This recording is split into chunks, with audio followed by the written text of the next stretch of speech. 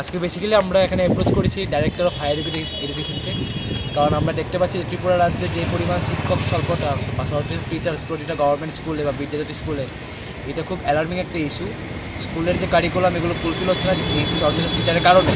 এমন দেখা যাচ্ছে যে একটি টিচার একসঙ্গে 2-3টি করে ক্লাস করাচ্ছে, বা এমনও দেখা যাচ্ছে অনেক মানে পাহাড়ের অঞ্চল বা রিমোট এরিয়াসের মধ্যে কী হচ্ছে গিয়ে টিচাররা বাড়ির থেকে বসে ফোনের মাধ্যমে ক্লাস করাচ্ছেন, যার কারণে বাচ্চাদের যে সিলেক্টিভ ক্রাইটেরিয়া বা কারিকুলামটা সেটা তারা ফুলফিল করতে পারছে না।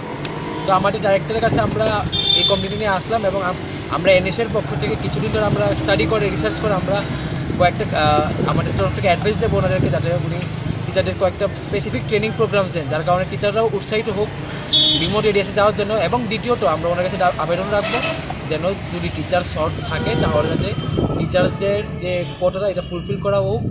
অ্যান্ড অলসো আমাদের একটা প্রশ্ন আমরা জিজ্ঞেস করবো ওনাদের যে বিদ্যাজ্যোতির মাধ্যমে আমরা দেখতে পাচ্ছি যে তারা স্টুডেন্টের থেকে টাকা নিচ্ছে, কিন্তু এত টাকা নেওয়ার পরও কেন শিক্ষক স্বল্পতা বা শর্টেজ অফ টিচার্স হচ্ছে, এই কারণটা আমরা অবশ্যই ওনাদের কাছে জানতে।